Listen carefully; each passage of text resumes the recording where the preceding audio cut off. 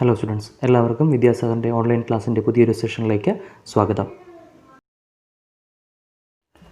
Students, കഴിഞ്ഞ ദിവസം നമ്മൾ പഠിച്ചത് റീപ്രൊഡക്ഷൻ ഓഫ് ഫ്ലവറിംഗ് പ്ലാന്റ്സ് എന്ന് പറയുന്ന ചാപ്റ്ററിലെ മെയിൽ ഗാമെറ്റോഫൈറ്റിൻ്റെ ഡെവലപ്മെൻറ്റിനെ കുറിച്ചാണ്. അതായത് മൈക്രോസ്പൊറോജനസിസ് എന്ന് പറയുന്ന ഒരു പ്രോസസ്സിനെ കുറിച്ചാണ് നമ്മൾ പറഞ്ഞത്. വളരെ പ്രധാനപ്പെട്ട ഒരു പോയിൻ്റാണത്. എന്താണ് മൈക്രോസ്പൊറോജനസിസ് എന്ന് പറഞ്ഞാൽ? The process of formation of microspores അല്ലെങ്കിൽ pollen grains from where the microspore mother cell within the anther of a stamen. നമ്മൾ ഡെഫിനിഷൻ ആയിട്ട് പറഞ്ഞു, the process of formation of microspores or pollen grains from the microspore mother cell within the anther of a stamen is called microsporogenesis or development of male gametophyte. അതിൻ്റെ തുടക്കം എന്നുള്ള രീതിയിൽ കുറച്ച് കാര്യങ്ങളെക്കുറിച്ച് നമ്മൾ പറഞ്ഞായിരുന്നു. പോളൻ ഗ്രെയിൻസ് ആണ് ആൻജിയോസ്പേംസിൻ്റെ മെയിൽ ഗാമെറ്റോഫൈറ്റ് എന്ന് പറയുന്നത്. അത് ഒരു ആന്തറിൻ്റെ സ്റ്റേമനകത്താണ് ഡെവലപ്പ് ചെയ്യുന്നത്. മാത്രമല്ല, ഒരു സ്റ്റേമൻ നമ്മൾ എടുക്കുമ്പോൾ അവിടെ മെയിനായിട്ട് 3 പാർട്സ് വരുന്നുണ്ട്. ഏതാണ്? ഒരു ബൈലോബ്ഡ് ആയിട്ടുള്ള ആന്തർ ഉണ്ട്, അതുപോലെ ഇലോങ്ങേറ്റഡ് ആയിട്ടുള്ള സ്റ്റോക്ക് ലൈക്ക് പോർഷൻ ആയിട്ടുള്ള ഫിലമെൻ്റ് ഉണ്ട്, അതുപോലെ തന്നെ ഒരു കണക്റ്റീവ് ടിഷ്യൂ കാണപ്പെടുന്നു എന്ന് പറഞ്ഞു. അതുപോലെ ഒരു ആൻജിയോസ്പേം ആന്തർ എടുക്കുമ്പോൾ അവിടെ എത്ര മൈക്രോസ്പൊറാഞ്ചിയ കാണും? ഇറ്റ് കൺസിസ്റ്റ് ഓഫ് 4 മൈക്രോസ്പൊറാഞ്ചിയ വിത്ത് 2 തീക്ക, അല്ലേ? അങ്ങനെയുള്ള ആന്തറിനെ നമ്മൾ വിളിക്കുന്ന പേര് ഡൈത്തീക്കസ് ആന്തർ എന്നാണ്. സോ അങ്ങനെയുള്ള ഒരു യങ് ആന്തറിൻ്റെ ക്രോസ് സെക്ഷൻ എടുക്കുമ്പോൾ അവിടെ മാസ് ഓഫ് മെരിസ്റ്റമാറ്റിക് സെല്ലിനെ സറൗണ്ട് ചെയ്തുകൊണ്ട് ഒരു എപ്പിഡെർമിസ് കാണുന്നുണ്ട്. This gradually becomes 4 lobed structure and functions as archesporial cell, and this archesporial cell divides periclinally to form an outer parietal cell and inner sporogenous cell. അതുപോലെ തന്നെ ഇതിൽ parietal cell, outer most ആയിട്ട് കാണുന്ന parietal cell ഇതാണ് ആന്തറിൻ്റെ wall layer ആയിട്ട് മാറുന്നത്. മാത്രമല്ല, ഒരു ആന്തറിന് 4 വോൾ ലെയേഴ്സ് കാണുന്നുണ്ട്. ഏതൊക്കെയാണ്? എപ്പിഡെർമിസ്, എൻഡോത്തീസിയം, മിഡിൽ ലെയർ, അതുപോലെ തന്നെ പിന്നെ എന്താണ്? ടാപ്പിറ്റം. അപ്പോൾ ഇതുവരെയാണ് കഴിഞ്ഞ ദിവസം നമ്മൾ പറഞ്ഞത്. ഔട്ടർ പ്രൈമറി പരൈറ്റൽ സെൽ 2, അതായത് 2 സെൽഡ് സ്റ്റേജിലേക്ക് മാറുകയും ആ 2 സെൽഡ് സ്റ്റേജിൽ ഔട്ടർ പ്രൈമറി പരൈറ്റൽ സെൽ എന്ന് പറയുന്നത് ആന്തറിൻ്റെ വോൾ ലെയർ ആയിട്ട് മാറുന്നു. അതിൽ ഒരു ആന്തർ എടുക്കുമ്പോൾ നമുക്ക് പ്രധാനമായിട്ട് 4 ലെയറായിട്ടാണ് കാണാൻ പറ്റുന്നത്. ഏതൊക്കെയാണ്? Epidermis, endothecium, middle layer, tapetum. മാത്രമല്ല, അതിൽ ഏറ്റവും പ്രധാനപ്പെട്ട ഒരു കാര്യമുണ്ട്, tapetum that provide nourishment to the developing pollen grains. Okay, അപ്പോൾ ഇതുവരെയാണ് നമ്മൾ കഴിഞ്ഞ ദിവസം പറഞ്ഞു നിർത്തിയത്. അപ്പോൾ അതിൻ്റെ കണ്ടിന്യൂവേഷനായിട്ട് മൈക്രോസ്പോറോജനസിസ് നമുക്ക് വേണ്ടത് എന്താണ്? അവസാനം നമുക്ക് മെയിൽ ഗമീറ്റ്സ് ഡെവലപ്പ് ചെയ്യുന്ന കാര്യമാണ് പറയുന്നത്, മൈക്രോസ്പോർസ് ഓർ പോളൻ ഗ്രെയിൻസ്. അതിൽ പോളൻ ഗ്രെയിൻസ് ആണ് male gametophyte, male gamete bearing structure എന്ന് പറഞ്ഞു. സോ അൾട്ടിമേറ്റ്ലി നമുക്ക് അവസാനം എന്ത് കിട്ടണം? മെയിൽ ഗാമീറ്റ്സ് കിട്ടണം. ഓക്കെ, അപ്പോൾ ഇവിടെ പരൈറ്റൽ സെല്ലിൻ്റെ കാര്യം വരെ നമ്മൾ പറഞ്ഞു. ഇനി രണ്ടാമത്തെ പോർഷൻ, കഴിഞ്ഞ ദിവസം പറഞ്ഞ കാര്യത്തിൻ്റെ കണ്ടിന്യൂവേഷനാണ്. കഴിഞ്ഞ ദിവസം പറഞ്ഞ കാര്യങ്ങളെല്ലാം കൃത്യമായിട്ട് ഓർമ്മിച്ച് വയ്ക്കണം. കാരണം ഇതൊരു ഒറ്റ ക്വസ്റ്റ്യൻ ആയിട്ടും ചോദിക്കാം, മാത്രമല്ല ഇതിന്ന് സ്പ്ലിറ്റ് ചെയ്തും ചോദിക്കാനുള്ള ചാൻസ് ഉണ്ട്. അപ്പോൾ ഓരോ പോയിന്റും 1 by 1 ആയിട്ട് കൃത്യമായിട്ട് പഠിച്ചിരിക്കണം. നമ്മൾ കഴിഞ്ഞ ദിവസം പറഞ്ഞതിൻ്റെ ബാക്കിയാണ് പറയാൻ പോകുന്നത്, ശ്രദ്ധിക്കുക. ഓക്കെ, സോ രണ്ടാമത്തെ പോർഷനിൽ നമുക്ക് 2 സെൽഡ് സ്റ്റേജിലാണ് വന്നത്, അല്ലേ? ഒരു ഔട്ടർ പരൈറ്റൽ സെല്ലായിട്ടും ഇന്നർ സ്പോറോജിനസ് സെല്ലായിട്ടും. അതിൽ ഔട്ടർ സെല്ലിൻ്റെ കാര്യം നമ്മൾ പറഞ്ഞു. ഇനി നമ്മൾ പറയാനുള്ളത് ഇന്നർ സെല്ലിൻ്റെ കാര്യമാണ്.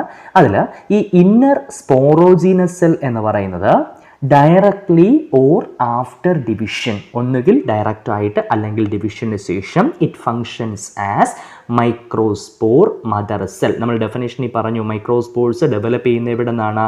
മൈക്രോസ്പോർ മദർ സെല്ലിൽ നിന്നാണ്, അല്ലേ? അപ്പോൾ the primary sporogenous cell directly or after division functions as microspore mother cell. ഈ മൈക്രോസ്പോർ മദർ സെൽ എന്ന് പറയുന്നത് അതിൻ്റെ പ്ലോയിഡ് എന്താണെന്ന് വെച്ചാൽ അത് ഡിപ്ലോയിഡ് ആണ്. ഡിപ്ലോയിഡ് എന്ന് പറഞ്ഞാൽ നമുക്കറിയാം, it is denoted by 2n, അല്ലേ? അപ്പോൾ മൈക്രോസ്പോർ മദർ സെല്ലിൽ നിന്നാണ് മൈക്രോസ്പോർസ് അല്ലെങ്കിൽ പോളൻ ഗ്രെയിൻസ് ഡെവലപ്പ് ചെയ്യുന്നതെന്ന് നമ്മൾ പറഞ്ഞു. അപ്പോൾ the inner primary sporogenous cell directly or after division functions as microspore mother cell and it is diploid in nature. അപ്പോൾ ഡിപ്ലോയിഡ് ആയിട്ടുള്ള മൈക്രോസ്പോർ മദർ സെൽ എന്ന് പറയുന്നത് ഇറ്റ് അണ്ടർഗോ റിഡക്ഷൻ ഡിവിഷൻ അല്ലെങ്കിൽ meiosis. First ചാപ്റ്ററിൽ നമ്മൾ പഠിച്ച കാര്യമാണ്. ഡിപ്ലോയിഡ് ആയിട്ടുള്ള ഓർഗാനിസംസ് ആണെന്നുണ്ടെങ്കിൽ അതിൽ നിന്ന് ഹാപ്ലോയിഡ് ആയിട്ടുള്ള സ്പോർസ് ഫോം ചെയ്യണമെങ്കിൽ അവിടെ നടക്കുന്ന ഡിവിഷൻ ഏതായിരിക്കും? മിയോട്ടിക് ഡിവിഷൻ ആയിരിക്കും, അല്ലേ? So the diploid microspore mother cell undergo reduction division or meiosis to form 4 haploid microspores. അതായത് ഡിപ്ലോയിഡ് ആയിട്ടുള്ള microspore mother cell reduction division നടക്കുമ്പോൾ അവിടെ 4 ഹാപ്ലോയിഡ് ആയിട്ടുള്ള മൈക്രോസ്പോർസ് ഫോം ചെയ്യും. ഈ സ്റ്റേജിനെ അല്ലെങ്കിൽ ഇതിനെ നമ്മളൊരു പേര് വിളിക്കും microspore tetrad. Tetra means 4, microspore tetrad എന്നാണ് വിളിക്കുന്നത്. അപ്പോൾ the sporogenous cell directly or after division functions as microspore mother cell and it is diploid in nature. It undergo reduction division or meiosis to form 4 haploid microspores and the stage is called microspore tetrad. അപ്പോൾ നമുക്ക് വേണ്ട കാര്യം എന്താ ഇവിടെ കിട്ടിയിട്ടുണ്ട്? എന്താണ്? Pollen grains അല്ലെങ്കിൽ microspores കിട്ടി അല്ലേ. മൈക്രോസ്പോർ മദർ സെല്ലിൽ നിന്ന് മൈക്രോസ്പോർസ് ഡെവലപ്പ് ചെയ്യുന്ന പ്രോസസ്സ്, അതാണല്ലോ മൈക്രോസ്പോറോജനസിസ്. ഇത് മെയിൽ ഗാമീറ്റോഫൈറ്റ് ആയതുകൊണ്ട് ഇതിനകത്ത് ഇനി എങ്ങനെയാണ് മെയിൽ ഗാമീറ്റ് ഡെവലപ്പ് ചെയ്യുന്നതെന്ന് പറയണം. അത്രയാകുമ്പോൾ ഇത് കംപ്ലീറ്റ് ആവും. ഓക്കെ, അപ്പോൾ ഈ സ്റ്റേജിനെ നമ്മൾ വിളിക്കുന്ന പേര് മൈക്രോസ്പോർ ടെട്രാഡ് എന്നാണ്. ഇനി അങ്ങനെയുള്ള ഒരു മെച്യൂർ പോളൻ ഗ്രെയിൻ എടുത്താൽ ആ മെച്യൂർ പോളൻ ഗ്രെയിൻ്റെ സ്ട്രക്ചർ എന്തായിരിക്കും? ഒരു മെച്യൂർ പോളൻ ഗ്രെയിന് പ്രധാനമായിട്ടും 2 വോൾ ലെയേഴ്സ് ആണ് കാണപ്പെടുന്നത്. A mature pollen grain it consist of 2 wall layers. ഏതൊക്കെയാണ്? The outer layer is called exine, exine, and inner layer is called intine. Exine എന്നും intine എന്നും പറയുന്ന 2 wall layer ആണ് ഒരു മെച്യൂർ പോളൻ ഗ്രെയിന് ഉള്ളത്. So a mature pollen grain it consists of 2 wall layers. Outer layer is called exine and inner layer is called intine. ഇതിൽ ഈ outer layer എക്സൈൻ എന്ന് പറയുന്ന outer layer it composed of A complex indestructible substance. Means അതായത് വളരെ പെട്ടെന്ന് നശിപ്പിക്കപ്പെടാത്ത വളരെ സങ്കീർണമായിട്ടുള്ള ഒരു substance. വളരെ പ്രധാനപ്പെട്ട ഒരു ക്വസ്റ്റ്യൻ ആണത്. The outer layer composed of A complex indestructible substance. എന്താണ് ആ സബ്സ്റ്റൻസിൻ്റെ പേര്? അതിൻ്റെ പേര് സ്പോറോപൊളിനിൻ എന്നാണ്. SPOROPOLLININE സ്പോറോപൊളിനിൻ. The outer layer of exine composed of a complex indestructible substance called sporopollenin. അതായത് അത് വളരെ പെട്ടെന്നൊന്നും എന്ത് ചെയ്യില്ല, കാരണം ഇത് ഗമീറ്റ്സ് ആണ് ഇതിനകത്ത് വരുന്നത്. അപ്പോൾ അതിനെ വളരെയധികം പ്രൊട്ടക്റ്റ് ചെയ്യേണ്ടതുണ്ട് അല്ലേ. അപ്പോൾ അതിനെ പ്രൊട്ടക്റ്റ് ചെയ്യുന്ന രീതിയിൽ പുറമേ ആയിട്ട് കാണപ്പെടുന്ന എക്സൈൻ എന്ന് പറയുന്ന ലെയർ കമ്പോസ് ചെയ്യപ്പെട്ടിട്ടുള്ള ഒരു കോംപ്ലെക്സ് ഇൻഡിസ്ട്രക്റ്റബിൾ സബ്സ്റ്റൻസ് ആണ് എന്താ സ്പോറോപൊളിനിൻ എന്ന് പറയുന്നത്. മനസ്സിലായല്ലോ. ഇനി ദ ഇന്നർ ലെയർ നമ്മൾ പറഞ്ഞു ഏതാണ്? ഇൻറ്റൈൻ. അത് വളരെ തിന്നായിട്ടുള്ള സോഫ്റ്റ് ആയിട്ടുള്ള ഒരു ലെയർ ആണ്. അതായത് ഈ തിൻ ഏരിയ എക്സൈൻ എന്ന് പറയുന്നത് ഞാൻ പറഞ്ഞു എന്താണ്, കോംപ്ലെക്സ് ആയിട്ടുള്ള ഒരു സബ്സ്റ്റൻസ് സ്പോറോപൊളിനിൻ എന്ന് പറയുന്ന സബ്സ്റ്റൻസ് കൊണ്ടാണ് ഉണ്ടാക്കിയിരിക്കുന്നതെന്ന് പറഞ്ഞു. എന്നാൽ ഇൻറ്റൈൻ എന്ന് പറയുന്ന സോഫ്റ്റ് ആണ്. ഇനി ഈ എക്സൈൻ എന്ന് പറയുന്ന ഹാർഡ് ആയിട്ടുള്ള കോംപ്ലെക്സ് ആയിട്ടുള്ള ഇൻഡിസ്ട്രക്റ്റബിൾ ആയിട്ടുള്ള ആ ഒരു സബ്സ്റ്റൻസ് കൊണ്ട് നിർമ്മിക്കപ്പെട്ടിട്ടുള്ള എക്സൈന് ഒരു പോർഷൻ, ഒരു ഏരിയ തിന്നാണ്, ഒരു ഭാഗം മാത്രം എന്താണ് തിന്നാണ്. ആ തിൻ ഏരിയയ്ക്ക് നമ്മൾ വിളിക്കുന്ന പേര് ജേം പോർ എന്നാണ്. GERMPOR, ജേം പോർ. അതെന്തിനാണെന്ന് വെച്ചാൽ ഈ പോളൻ ഗ്രെയിൻസ് സാധാരണയായിട്ട് സ്റ്റിഗ്മാറ്റിക് സർഫസിൽ വന്ന് വീഴുമല്ലോ. അപ്പോൾ when the pollen grains false on the stigmatic surface it സ്വെൽസ്. അതെന്ത് ചെയ്യും? അത് വീർത്ത് വരും. കാരണം അവിടെയുള്ള ഈ സബ്സ്റ്റൻസ് ഒക്കെ ഇത് അബ്സോർബ് ചെയ്യുന്ന സമയത്ത് ഇത് വീർത്ത് വരുമ്പോൾ ഈ ജേം പോർ എന്ന് പറയുന്ന ഏരിയ അങ്ങ് പൊട്ടും, ബ്രേക്ക് ചെയ്യും. The germ pore it breaks. അത് ബ്രേക്ക് ചെയ്യുമ്പോൾ ഇതിനകത്തുള്ള ഇന്നർ ലെയറായ intine it comes out as pollen tube. അത് പോളൻ ട്യൂബായിട്ട് താഴേക്ക് വളർന്നു വരും. അതൊരു ഇലോങ്ങേറ്റഡ് ആയിട്ടുള്ള പോർഷൻ. കാരണം ഈ പോളൻ ട്യൂബിലൂടെയാണ് ശരിക്കും പറഞ്ഞാൽ ഗമീറ്റ് ട്രാൻസ്ഫർ നടക്കും. ഇതിനകത്തുള്ള മെയിൽ ഗമീറ്റ്സ് ട്രാൻസ്ഫർ ചെയ്യപ്പെടുന്നത്. ഗമീറ്റ് ട്രാൻസ്ഫറിൽ പോളൻ ട്യൂബിൻ്റെ ആ ഒരു ഇതെന്ന് പറയുന്നത് വളരെയധികം ഇമ്പോർട്ടൻ്റ് ആണ്, ശ്രദ്ധിക്കുക. So the inner layer is called intine and it is thin and soft. The thin area of exine സാധാരണ കോംപ്ലെക്സ് ആണ്. അതിൻ്റെ ഒരു ഏരിയ, the thin area of exine it is called germ pore. എന്താണ്? When the pollen grains it falls on the stigmatic surface it swells and അപ്പോൾ the germ pore, thin area ആയ germ pore it breaks and inner layer intine comes out as എന്തായിട്ട് pollen tube and it makes a passage for the transfer of gametes. ശരിക്കും പറഞ്ഞാൽ ഗമീറ്റ്സിൻ്റെ ട്രാൻസ്ഫറിന് responsible ആയിട്ടുള്ള ഒരു passage അല്ലെങ്കിൽ ഒരു പാത്താണ്, ഒരു വഴിയാണ് ശരിക്കും പറഞ്ഞാൽ എന്തെന്ന് പറയുന്നത് പോളൻ ട്യൂബ് എന്ന് പറയുന്നത്. അപ്പോൾ ഇത്രയുമാണ് പോളൻ ഗ്രെയിൻസിൻ്റെ സ്ട്രക്ചർ എന്ന് പറയുന്നത്. കഴിഞ്ഞു. ഇനി ഒരു കാര്യം കൂടെ ആകുമ്പോൾ നമ്മുടെ മൈക്രോസ്പോറോജനസിസ് കംപ്ലീറ്റ് ചെയ്യും. അപ്പോൾ ഇങ്ങനെയുള്ള ഒരു മെച്യൂർ പോളൻ ഗ്രെയിൻസിൻ്റെ ഇന്നർ സൈഡ്, അതായത് ഉൾഭാഗത്തായിട്ട് നമ്മൾ ആദ്യമേ പറഞ്ഞു സൈറ്റോപ്ലാസം കാണാൻ പറ്റും എന്ന് പറഞ്ഞു അല്ലേ. So the cytoplasm of mature pollen grain that unequally divides, അത് തുല്യമല്ലാത്ത ഡിവിഷന് വിധേയമാകുന്നു. അൺഈക്വലായിട്ട് ഡിവൈഡ് ചെയ്യുകയും അതിൻ്റെ ഫലമായിട്ട് ഒരു ലാർജ് വെജിറ്റേറ്റീവ് സെല്ലും ഒരു സ്മോൾ ജനറേറ്റീവ് സെല്ലും ഫോംസ് ചെയ്യും. There forms a large vegetative cell and a small generative cells. ഇപ്പോൾ സാധാരണയായിട്ട് പോളൻ ഗ്രെയിൻസ് ലിബറേറ്റ് ചെയ്യുന്നത് ഈ പറയുന്ന 2 സെൽഡ് സ്റ്റേജിലാണ്. സാധാരണ പ്ലാന്റ്സിലൊക്കെ നോർമലി പോളൻ ഗ്രെയിൻസ് ലിബറേറ്റ് ചെയ്യുന്ന ഈ പറയുന്ന വെജിറ്റേറ്റീവ് സെൽ അതുപോലെ തന്നെ ജനറേറ്റീവ് സെൽ എന്ന് പറയുന്ന 2 സെൽഡ് സ്റ്റേജിലാണ്. എന്നാൽ in some of the plants, ഈ ചില പ്ലാന്റ്സിൽ ഈ ചെറിയ ജനറേറ്റീവ് സെല്ല് മൈറ്റോട്ടിക് ഡിവിഷന് വിധേയമായി കഴിഞ്ഞാലേ അവിടെ 2 മെയിൽ ഗമേറ്റ്സ് ഉണ്ടാവും. മനസ്സിലായല്ലോ. In some of the plants the small generative cell undergo mitotic division to form 2 male gametes. അവിടെ 2 മെയിൽ ഗമേറ്റ് ഫോം ചെയ്യുകയാണ് ചെയ്യുന്നത്. അപ്പോൾ ഇങ്ങനെയാണ് ആൻജിയോസ്പേംസിൽ മെയിൽ ഗാമെറ്റോഫൈറ്റിൻ്റെ ഡെവലപ്മെൻറ്റ് നടക്കുന്നത്. അല്ലെങ്കിൽ ഈ പ്രോസസ്സിനെയാണ് നമ്മൾ എന്തെന്ന് പറയുന്ന മൈക്രോസ്പൊറോജനസിസ്. അപ്പോൾ അവസാനം പറഞ്ഞ എന്താണ്? The cytoplasm of mature pollen grain unequally divides to form a large vegetative cell and a small generative cell. Normally, the pollen grains are liberated in this 2-celled stage, but in some of the plants, the small generative cell undergo mitotic division and that resulting the formation of 2 male gametes. അപ്പോൾ ഇത്രയുമാണ് നമുക്ക് microsporogenesis അല്ലെങ്കിൽ development of male gametophyte in ആൻജിയോസ്പേംസിൽ പറയാനുള്ളത്. ശ്രദ്ധിച്ച് പഠിക്കണം. The process of microspores or pollen grains from the microspore mother cell within the anther of a stamen is called microsporogenesis. എന്തുകൊണ്ടാണ് നമ്മളിവിടെ മൈക്രോസ്പോർസിനെ കുറിച്ച് പറയുന്നത്? കാരണം microspores are the male gametophyte of angiosperms. അതിനുശേഷം ഈ പറയുന്ന പോളൻ ഗ്രെയിൻസിൻ്റെ അല്ലെങ്കിൽ എന്താണ് ഈ പിന്നെ സ്റ്റേമൻ്റെ സ്ട്രക്ചറിനെ കുറിച്ച് പറയുക. അവിടെ ആന്തറും ഫിലമെൻറ്റും കണക്റ്റീവ് ഉണ്ടെന്ന് പറഞ്ഞു. അതിനുശേഷം ആന്തർ ഡൈത്തേക്കസ് ആയിട്ടുള്ള ആന്തറിനെ കുറിച്ച് പറയുന്നു. അതിനുശേഷം ആർക്കീസ്പോറിയൽ സെല്ല് ഡെവലപ്പ് ചെയ്യുന്ന കാര്യം പറയുന്നു. ഈ ആർക്കീസ്പോറിയൽ സെല്ല് ഡിവൈഡ് ചെയ്തിട്ട് പരൈറ്റൽ സെല്ലായിട്ടും സ്പോറോജീനസ് സെല്ലായിട്ടും മാറുന്നു.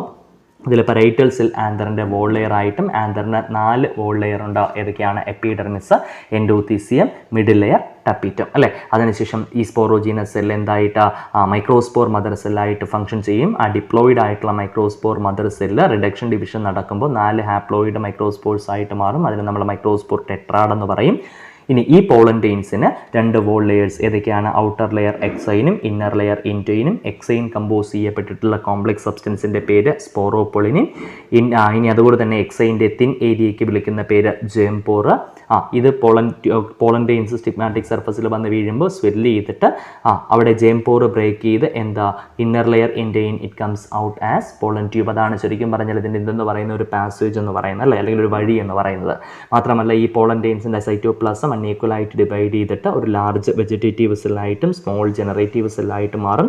നോർമലി പോളൻ ഗ്രെയിൻസ് ലിബറേറ്റ് ചെയ്യുന്ന 2 സെൽഡ് സ്റ്റേജിലാണെന്ന് പറഞ്ഞു. But in some of the plants the small generative cell undergo mitotic division to form 2 male gametes. അപ്പോൾ ഇതാണ് മൈക്രോസ്പൊറോജനസിസ് അല്ലെങ്കിൽ ഡെവലപ്മെൻറ്റ് ഓഫ് മെയിൽ ഗാമെറ്റോഫൈറ്റ് എന്ന് പറയുന്നത്. ശ്രദ്ധിച്ച് പഠിക്കണം. ഒരുപാട് ക്വസ്റ്റ്യൻസ് ഇതിൽ കിട്ടുന്നതാണ്. ലോങ് ആൻസർ ടൈപ്പ് ക്വസ്റ്റ്യൻ കിട്ടുന്നുണ്ട്, ഷോർട്ട് ക്വസ്റ്റ്യൻ കിട്ടുന്നുണ്ട്, ഒബ്ജക്റ്റീവ് ക്വസ്റ്റ്യൻ വരുന്നുണ്ട്. വളരെ ശ്രദ്ധിച്ച് പഠിക്കുക. എന്തെങ്കിലും സംശയം ഉണ്ടെങ്കിൽ കൃത്യമായിട്ടും അത് ക്ലിയർ ചെയ്യണം. ഓക്കെ, അപ്പോൾ ഇത്രയും കാര്യങ്ങൾ മനസ്സിലായല്ലോ. ഇനി ഇതിൽ ഒരു കാര്യം അഡീഷണൽ ആയിട്ട് പറയുന്നത് എന്താണെന്ന് വെച്ച് കഴിഞ്ഞാൽ ചോദിക്കാൻ പറ്റുന്ന ഒരു 2 മാർക്ക് ക്വസ്റ്റ്യൻ ആണിത്. Define pollen allergy. എന്താണ് പോളൻ അലർജി എന്ന് ചോദിക്കും.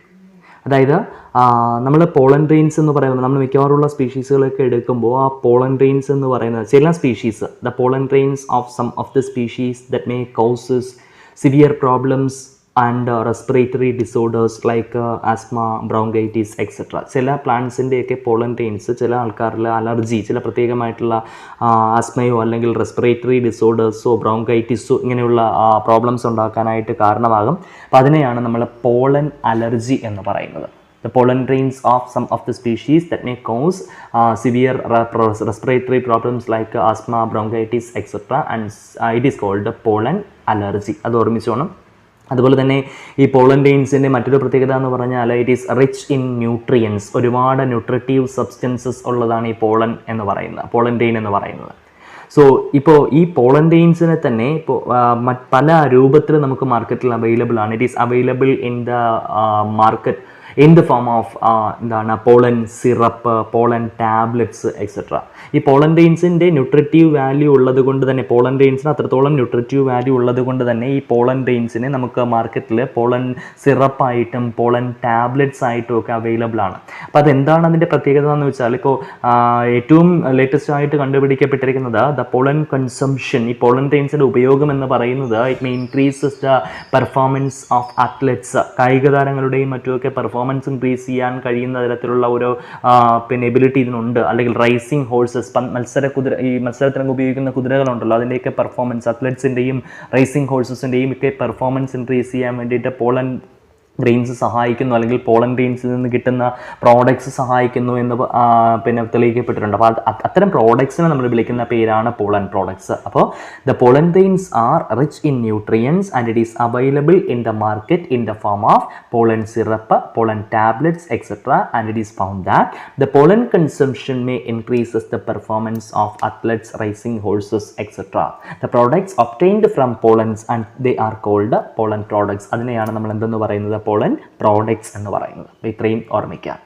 ഓക്കെ, ഇനി ഈ പോളൻ ഗ്രെയിൻസ് സാധാരണ ഒരു പ്ലാന്റിൽ നിന്ന് ലിബറേറ്റ് ചെയ്യപ്പെട്ട് കഴിഞ്ഞാൽ അത് ഒരു മറ്റൊന്നിൻ്റെ സ്റ്റിഗ്മാറ്റിക് സർഫസിലേക്ക് വന്ന് വീഴുമ്പോൾ അതിൻ്റെ വയബിലിറ്റി, അതായത് വയബിലിറ്റി എന്ന് പറഞ്ഞാൽ എത്രത്തോളം സമയം അത് ആ ഒരു ഫ്യൂഷൻ പ്രോസസ്സിന് പിന്നെ റെഡിയായിരിക്കും എന്നുള്ളതാണ്. അതായത് the viability of pollen grain depends on the plant varieties. ഇപ്പോൾ എല്ലാ പ്ലാന്റ്സിലും വയബിലിറ്റി എന്ന് പറയുന്ന അതിൻ്റെ ആ ഒരു ഫ്യൂഷനുള്ള ആ ഒരു എബിലിറ്റി എന്ന് പറയുന്ന ഒരേപോലെ ആയിരിക്കണമെന്നില്ല. അപ്പോൾ ഉദാഹരണമായിട്ട് പറയുകയാണെങ്കിൽ ഇൻ സം ഓഫ് ദി സെറിൽസ്, ചില ധാന്യങ്ങൾ നമ്മൾ എടുക്കുകയാണെന്നുണ്ടെങ്കിൽ ഈ പോളൻ ഗ്രെയിൻസിൻ്റെ വയബിലിറ്റി എന്ന് പറഞ്ഞാൽ വെറും മിനിറ്റുകളായിരിക്കും. എന്ന് വെച്ചാൽ അത് വന്ന് വീണ് ഇത്ര മിനിറ്റിനകത്ത് വെച്ച് ഫ്യൂഷൻ നടക്കുകയാണെങ്കിൽ മാത്രമേ എഫക്റ്റീവായിട്ട് ഫെർട്ടിലൈസേഷൻ നടക്കൂ. അത് കഴിഞ്ഞാൽ ദേ ലോസ് ദെയർ വയബിലിറ്റി.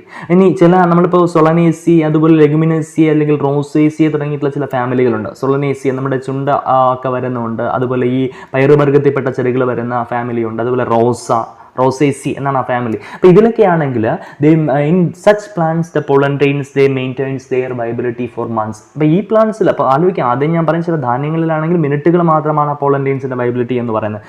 ഇപ്പോൾ പറഞ്ഞ പ്ലാന്റ്സിലൊക്കെ ആണെന്നുണ്ടെങ്കിലോ they maintain their viability for months. മനസ്സിലായല്ലോ. ഇനി മറ്റ് വേറെ ചില വെറൈറ്റി ഓഫ് പ്ലാന്റ്സിലാണെന്നുണ്ടെങ്കിൽ ചിലപ്പോൾ വർഷങ്ങളെന്ന് പറഞ്ഞാൽ ഒരുപാട് വർഷം ഇല്ലെങ്കിൽ തന്നെയും ഈ പറയുന്ന മാസങ്ങളെക്കാളും കുറച്ച് അധികം മാസങ്ങളായിരിക്കും അതിൻ്റെ വയബിലിറ്റി മെയിൻറ്റെയിൻ ചെയ്യുന്നത്. അപ്പോൾ ഓരോ പ്ലാന്റ്സിലും അതിൻ്റെ വയബിലിറ്റി എന്ന് പറയുന്നത് പ്രത്യേകമായിരിക്കും. അപ്പോൾ ഇങ്ങനെയുള്ള പോളൻ ഗ്രെയിൻ, അപ്പോൾ എന്തുകൊണ്ടാണ് അവിടെ വയബിലിറ്റി നഷ്ടപ്പെടുന്നത്? കാരണം അത് വന്ന് വീണ് ഇത്ര സമയത്തിനകത്ത് എത്ര സമയം വരെ മാത്രമേ അതിന് ആ ഒരു കണ്ടീഷനിൽ സർവൈവ് ചെയ്യാൻ പറ്റുള്ളൂ. മനസ്സിലായില്ലേ? അപ്പോൾ ആ ഒരു കണ്ടീഷൻ നമ്മൾ ആർട്ടിഫിഷ്യലായിട്ട് കൊടുത്താലോ നമുക്ക് വയബിലിറ്റി എന്ത് ചെയ്യാൻ പറ്റും? എക്സ്റ്റെൻഡ് ചെയ്യാൻ പറ്റും, അല്ലേ? ഇപ്പോൾ വന്ന് വീണ് ഇപ്പോൾ ഒരു 5 മിനിറ്റിനകത്ത് വെച്ചാൽ അതിൻ്റെ വയബിലിറ്റി നഷ്ടപ്പെടുമെന്ന് വെച്ചാൽ 5 മിനിറ്റ് വരെ മാത്രമേ ആ ഒരു എൻവിയോൺമെൻറ്റൽ കണ്ടീഷൻസുമായിട്ട് അതിന് സർവൈവ് ചെയ്ത് പോകാൻ പറ്റൂ, അല്ലെങ്കിൽ അതിന് മെയിൻറ്റെയിൻ ചെയ്യാൻ, അതിൻ്റെ ഒരു വയബിലിറ്റി മെയിൻറ്റെയിൻ ചെയ്യാൻ പറ്റൂ. അപ്പോൾ ആ വയബിലിറ്റി മെയിൻറ്റെയിൻ ചെയ്യുന്ന കണ്ടീഷൻസ് നമ്മൾ അതേപോലെ ആർട്ടിഫിഷ്യലായിട്ട് ഒരുക്കി കൊടുത്താൽ എന്താ സംഭവിക്കുക? അതിൻ്റെ ആ ഒരു വയബിലിറ്റി അല്ലെങ്കിൽ ആ ഒരു പീരീഡ് നമുക്ക് എന്ത് ചെയ്യാൻ പറ്റും? എക്സ്റ്റെൻഡ് ചെയ്യാൻ പറ്റും, അല്ലേ? അപ്പോൾ ഈ പോളൻ ഗ്രെയിൻസിനെ they are artificially collected and preserved in liquid nitrogen at a temperature of -196 degrees Celsius. അപ്പോൾ ഇങ്ങനെ പോളൻ ഗ്രെയിൻസ് സൂക്ഷിച്ചു വെക്കുന്നതിന് നമ്മൾ പറയുന്നത് these pollen grains R kept in pollen banks. ഇതിനെയാണ് നമ്മൾ പോളൻ ബാങ്ക്സ് എന്ന് പറയുന്നത്. അപ്പോൾ എന്താ പറഞ്ഞത്? The viability of pollen grains they depends on the plant varieties. അത് ആ പ്ലാന്റ് വെറൈറ്റീസിനെ ഡിപ്പെൻഡ് ചെയ്തുകൊണ്ടാണ്. ചിലതിലാണെന്നുണ്ടെങ്കിൽ മിനിറ്റ്സ് ആയിരിക്കും, ചിലതിലാണെന്നുണ്ടെങ്കിൽ അവേഴ്സ് ആയിരിക്കും, ചിലതിലാണെന്നുണ്ടെങ്കിൽ ഡേയ്സ് ആയിരിക്കും, ചിലതിലാണെന്നുണ്ടെങ്കിൽ മന്ത്സ് ആയിരിക്കും. So these pollen grains are artificially collected and preserved in liquid nitrogen at a temperature of -196 degrees Celsius. എന്ന് വെച്ചാൽ ആ വയബിലിറ്റി മെയിൻറ്റെയിൻ ചെയ്യാൻ കഴിയുന്ന രീതിയിൽ ടെമ്പറേച്ചറും ബാക്കിയുള്ള കണ്ടീഷൻസും ഒക്കെ ആർട്ടിഫിഷ്യലായിട്ട് കൊടുക്കും. അപ്പം അത് അങ്ങനെ പോളൻ ഗ്രെയിൻസിനെ കെപ്റ്റ് ചെയ്യുന്ന സ്ഥലങ്ങൾക്ക് നമ്മൾ വിളിക്കുന്ന പേരാണ് പോളൻ ബാങ്ക്സ്. ഇങ്ങനെ സ്റ്റോർ ചെയ്തെടുക്കപ്പെടുന്ന അല്ലെങ്കിൽ ഇങ്ങനെ സൂക്ഷിച്ച് വെക്കപ്പെടുന്ന പോളൻ ബാങ്ക്സിനെ നമുക്ക് പിന്നീട് ഉപയോഗിക്കാം. എന്താണ്? For crop breeding programmes. അതായത് ആർട്ടിഫിഷ്യലായിട്ട് പ്ലാന്റ്സിനെ കൾട്ടിവേറ്റ് ചെയ്യാൻ വേണ്ടിയിട്ട് നമുക്ക് ഉപയോഗിക്കാം. മനസ്സിലായാലും അവസാനം നമ്മൾ പറഞ്ഞ കാര്യങ്ങൾ ഓർമ്മിക്കുക. Product pollen allergy. മനസ്സിലായല്ലോ? Pollen allergy, pollen products and pollen banks. അപ്പോൾ ഇത്രയും കാര്യങ്ങളാണ് മെയിൽ ഗാമെറ്റോഫൈറ്റിന്റെ ഡെവലപ്മെന്റിനെ കുറിച്ച് നമുക്ക് പഠിക്കാനുള്ളത്. മൈക്രോസ്പെറോജനസിസ് വളരെ ഇമ്പോർട്ടന്റ് ആയിട്ടുള്ള ഒരു ക്വസ്റ്റ്യൻ ആണ്. കൂടാതെ ഞാനിപ്പോൾ അവസാനം പറഞ്ഞ പോളൻ പ്രോഡക്ട്സും പോളൻ അലർജിയും പോളൻ ബാങ്ക്സും, ഇത്രയും കാര്യങ്ങളാണ് നമുക്ക് മെയിൽ ഗാമെറ്റോഫൈറ്റിന്റെ ഡെവലപ്മെന്റിൽ വരുന്നത്. ഇനി നമുക്ക് പഠിക്കാനുള്ളതിന്റെ അടുത്ത ടോപ്പിക് ആയിട്ടുള്ള ഇതേപോലെ തന്നെ ഫീമെയിൽ ഗാമെറ്റോഫൈറ്റ്, അതായത് മെയിൽ ഗാമീറ്റ് മാത്രം പോരല്ലോ, ഫീമെയിൽ ഗാമീറ്റ് ഡെവലപ്പ് ചെയ്താലേ അവിടെ എഫക്റ്റീവായിട്ട് ഫെർട്ടിലൈസേഷൻ നടക്കും. അപ്പൊ എങ്ങനെയാണ് മെയിൽ ഗാമീറ്റ് ഡെവലപ്പ് ചെയ്യുന്നത് എങ്ങനെയാണ് നമ്മൾ മൈക്രോസ്പൊറോജനസിസിൽ പറഞ്ഞു. അതുപോലെ ഫീമെയിൽ ഗാമീറ്റ് എങ്ങനെയാണ് ഡെവലപ്പ് ചെയ്യുന്നത് എന്നുള്ളതാണ് അടുത്ത് നമുക്ക് പഠിക്കാനുള്ളത്. മെഗാസ്പോറോജനസിസ് എന്ന് പറയും. അപ്പോൾ ആദ്യം മൈക്രോസ്പോറോജനസിസ് നന്നായിട്ട് പഠിക്കുക. അതിനുശേഷം നമുക്ക് രണ്ടാമത്തെ ടോപ്പിക്കിലേക്ക് പോകാം. സംശയങ്ങളുള്ളവർ കൃത്യമായിട്ട് അത് കംപ്ലീറ്റ് ചെയ്തതിനു ശേഷം മാത്രമേ അടുത്ത ടോപ്പിക്കിലേക്ക് പോകൂ. വളരെ പ്രധാനപ്പെട്ട ഒരു ടോപ്പിക്കാണ്. പരീക്ഷയ്ക്ക് ഒരുപാട് ക്വസ്റ്റ്യൻസ് കിട്ടുന്ന ഒരു ടോപ്പിക്കാണ്. ശ്രദ്ധിച്ച് പഠിക്കുക. ഇതിലെ സംശയങ്ങളെല്ലാം തീർത്തിട്ട് നമുക്ക് അടുത്ത ടോപ്പിക്കിലേക്ക്, അതായത് രണ്ടാമത്തെ ടോപ്പിക്കിലേക്ക് പോവാം. അടുത്ത ക്ലാസ്സിൽ അതിനെക്കുറിച്ച് ഡിസ്കസ് ചെയ്യാം. ഓക്കെ.